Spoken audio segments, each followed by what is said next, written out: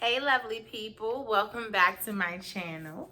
We are unpacking The Gifts of Imperfection by Dr. Brene Brown.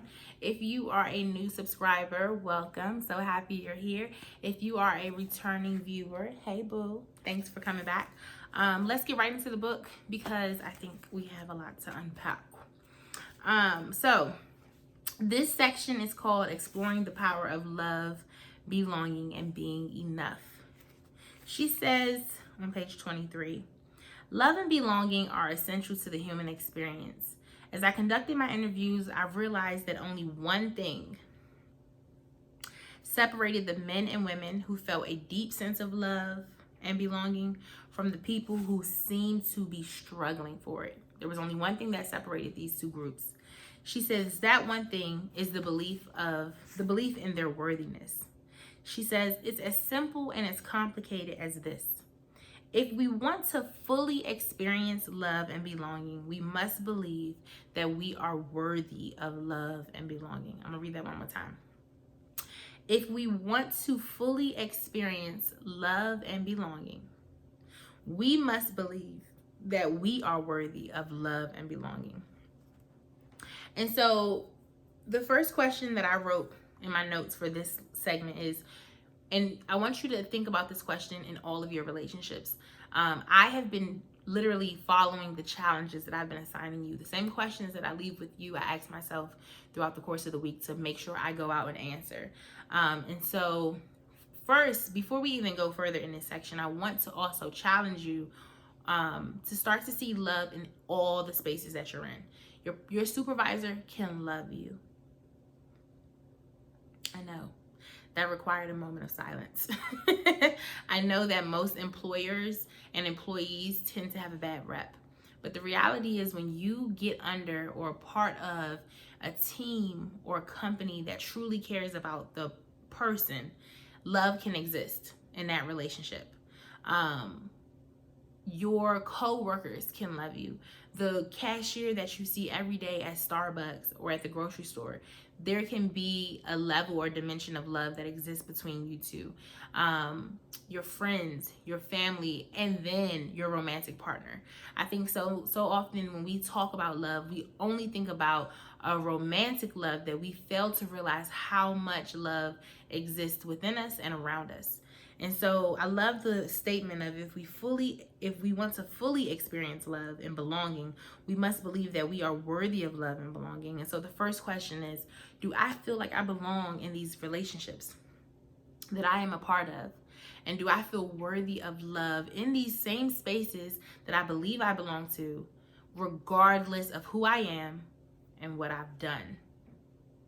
Okay? So I'll ask that again. Do I feel like I belong? Not that I'm being tolerated, not that I'm bending backwards and forwards and hustling for my worthiness to be acknowledged. Do I belong in this relationship? Do I belong in this relationship? And do I feel worthy of love in this space and in general? Like when I think about myself, do I feel like I am so worthy of love? I am worthy of all good things, especially love. If your answer to either of those questions is no, you might want to take a pause and think about why. Okay? The next thing she says is, when we can let go of what other people think and own our story, we gain access to our worthiness. When we can release the pressures or the mindset of putting other people's opinions and thoughts above our truths, we can tap into our worthiness. I love this so much because, let me keep reading first. She says, when we can let go of what other people think and own our story, we gain access to our worthiness. The feeling that we are enough just as we are, and that we are worthy of love and belonging. She says, when we spend a lifetime trying to distance ourselves from the part of our lives that don't fit with who we think we're supposed to be, we stand outside of our story and hustle for our worthiness by constantly performing, perfecting, pleasing, and proving. She says, our sense of worthiness, that critically important piece that gives us access to love and belonging, lives inside of our story. So I'm going to pause right here. On the next page, I will mention some of the stuff she says here, but I'm going to pause here first. I love this so much, y'all, because essentially what she's saying is, if we are bound by people's opinions, right, we can't tap into our story, which means we're standing outside of who we are, the things that have happened to us, the things that help shape our reality, and we are trying to convince a person or people that we're worthy. When really the most healthy spaces that we can ever be a part of are places and spaces where the people know who we are in our fullness, and they still want us. They still love us. And it's not contingent upon if they want us and love us, but we believe that we're still worthy of those things. So this is a lot. It's a lot of like words that rhyme too, and I don't want to confuse you. I'm not trying to overcomplicate this. I'm going to say this one more time because it's so good to me. So when you can say to yourself, where I am today, right now, it's worth loving. My brokenness, the things I still have to develop in, the things I'm working on, the things that are a mess, the things that are not the most lovable, the parts of me that most people wouldn't clap for, is still worthy of love in the highest degree.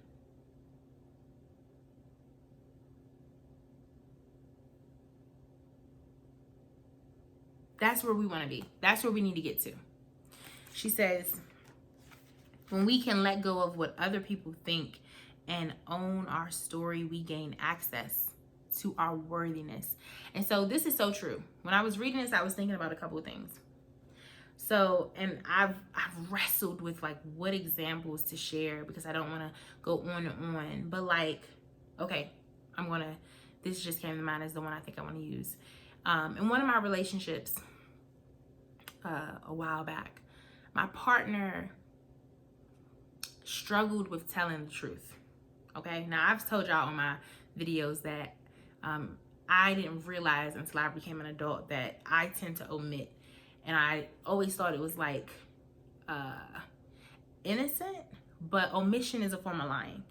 And I'm even learning now that I had settled it in my head that people who care should ask direct questions, because I don't want to make our discussion solely about me. But omitting things that they should know is tied to me struggling to accept parts of my story. Okay, follow me. I told y'all this is about talking about the text, me sharing with you. Hopefully you can begin, thinking about where you fit in all of this. So, okay, Alicia girl, you omit, no big deal. Didn't make a big deal of it until I dated someone who not only omitted, but just lied. Just like, are you light skinned? No. Yes, you are. Like, what are you lying about that for? And so I remember sitting down with him once and I said, I need you to tell me the truth and trust that even if the truth sucks, I'm going to stay right here 10 toes down and we're going to talk about it. And I felt like, okay, we're having such a great conversation. He's getting it. And in that moment, he was able to be honest, and it was like a good space. When you're in a relationship, the air is just clear. You just like, yum, we're on the same page. But when I read this, I think about how someone who lies consistently And I don't believe anyone, I mean, I'm not going to say this for everybody, but I like to believe that people want to be honest, right? But they fear the consequences in being honest. But on top of fearing the consequences, when you lie about things that directly are tied to you and the decisions you've made and the things you believe to be true in spaces that you should feel like you belong in, and in spaces where people are telling you you belong, you are struggling with your story. And I didn't realize this full circle until I reviewed this. And so, as someone who has to consistently tell myself, like, Alicia, make sure you're not omitting anything. Even if it's not an important detail, don't omit the detail, right? But again, did not realize that that was a trait that was harmful until I dated someone who just lied, like on every scale, every end of the spectrum. But now, looking at it from a place of compassion, I'm like, wow, no matter what I said to you, no matter what I did for you, no matter how I extended myself to you and made the space safe, if you don't own your story, if you can't take your truth and grab it and own it unapologetically, you will never feel worthy enough to be here, to be in spaces that you are loved and you belong, thus causing you to constantly hustle for your worthiness. I hope this is making sense, because it's yummy to me right now. It's really blessing me. And I'm going all over the place, but that's okay, because some of these videos are just gonna be raw and uncut. And those who follow, those who can't, you might have to pause and go back, okay? We just work with me. I love these principles and this application because it does work with the Word of God about how we should be forgiving and just how we should love people. But I think when you have an awareness, not only for yourself, like, okay, am I hustling for my worth? Am I owning my story? When you see someone else hustling for their worth, or someone else struggling to own their story, you can empathize with them and you can sympathize with them. I might be mixing those up, but you can relate to them. And you realize that the situation is not about you at all. At all. Yeah, I'm just like about to throw this book. I need to like pause the camera. And so now, you know, removed from the relationship and had already worked through what that was about, reading this book takes me back to all of my relationships, and I ask myself, where was I hustling for my worth? Where was my partner overcompensating to make me feel included, to make me feel like I belonged, to make me feel like I was worthy? And how much healthier would my relationships have been if I entered them knowing that there was nothing I could say? Woo! Is this not like the Word of God? Is this not like how God loves us? That there was nothing I could say or do to make this person not see me as worthy. And here's my twist on this. If you ever get to a point in your relationship where your story and your truth causes them to back away, your worthiness doesn't change. You're still worthy to be loved. And maybe your story and your truth is a boundary for them. And that's okay. I'm sure we're going to get to that in this book. But in this moment, right here, right now, let me just affirm you that there is nothing you can say. Like, even like past cheaters, you did it. It's your truth. It's your story. It happened. At that time, that was your problem-solving mechanism. That's what you believed to be the solution. You're still worthy of love. Liars, thieves, backstabbers, people who omit, strugglers, whatever, I can't even think of the terms. You still have to settle it in your mind that you are worthy of belonging in the space that you put yourself in, and you're worthy of love at the most excellent level.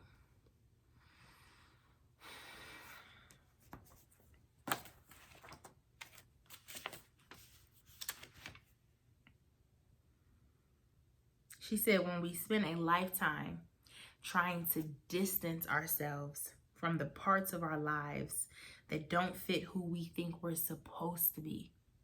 Like, I remember one time Jackie Hill Perry, shout out to her, she posted this Instagram video where she was saying, and this, y'all, this wrecked my whole mind about everything.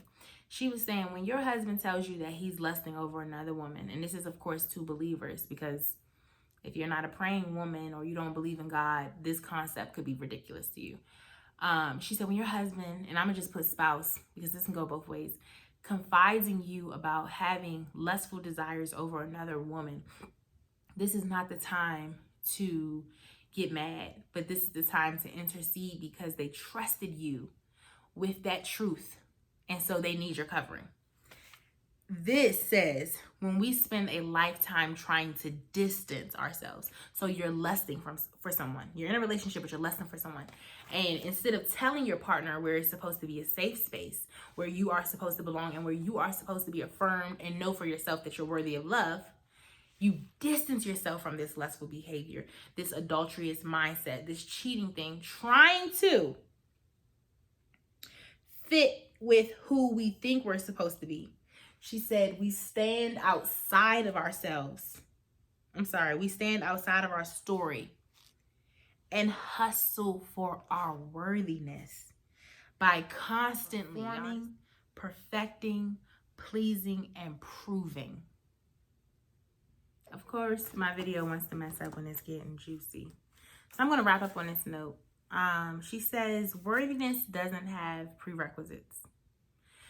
Worthiness doesn't have prerequisites. She says, so many of us have knowingly created, unknowingly allowed, been handed down a long list of worthiness prerequisites, such as when I lose 20 pounds, when I get pregnant, if I get and stay sober, if everyone thinks I'm a good parent, when I can make a living selling my art, if I can hold my marriage together, when I make partner, when my parents finally approve, if he calls back and asks me out, when I can do it all and look like I'm not even trying. These are things that we have accepted as prerequisites to finally being considered worthy. And she says, worthiness does not have a prerequisite. She said, you have to know that you are worthy right now. And so I think that was a lot. I think that's a lot to chew. But most importantly, my question to you is that, do you realize, like, have you settled it in yourself that you are worthy of belonging in any space that you decide to be a part of, and that regardless of where you are, what you look like, how you are, and what you do and what you've done, of love. Like, I think this is a hard concept to swallow, and we can talk about this in another video, because we struggle in exuding love, not only to ourselves, regardless of the condition we're in, but to others, regardless of the condition they are in. And that's loaded. So I'm going to make a note of that. That might be a video for the weekend. I just want to say a couple things and then I'm wrapping this video up. First and foremost, thank you to everyone who has watched, liked, subscribed, and shared this video. I really appreciate the feedback that I've been receiving. It has been encouraging to me to talk to so many of my people and some of my people's people about this stuff, this life-changing gems, heavy-hitting stuff that we all have to work on, we all have to deal with, we all have to address. It has been so refreshing to see my language change and it be put to practice in my personal relationships, in my professional relationships, in my platonic relationships, in my romantic relationships, and even hear myself like, wow, I used to think this way, and this is kind of like sharpening some things for me in how I talk to myself, how I work with myself and others. Also, big shout out to the people who are commenting in the comment section below. It is another level of vulnerability to let the world know when a video has its foot on your neck. So if you haven't already, comment below, because I think people who come across this video, I think it's encouraging to see that, wow, someone else is getting an ouch or a sting from the content, right? Not even because of what I'm saying, but just what we're unpacking. And on that note, I think this is a good place to say I'll see you all in the next video. Oh, last thing. If you have not already picked up on my schedule, Tuesday and Thursday is when I will be uploading videos with this book and the next book and whatever else I feel led to do series wise. And I think I'm going to do Saturdays, but Saturdays will be more of a freebie vlog, maybe like health and fitness, unpacking the week, things like that. But Tuesday and Thursday, you can definitely always expect a video from me. So make sure if you haven't already subscribe so that you don't miss a video. I'll see you all on Thursday. Bye.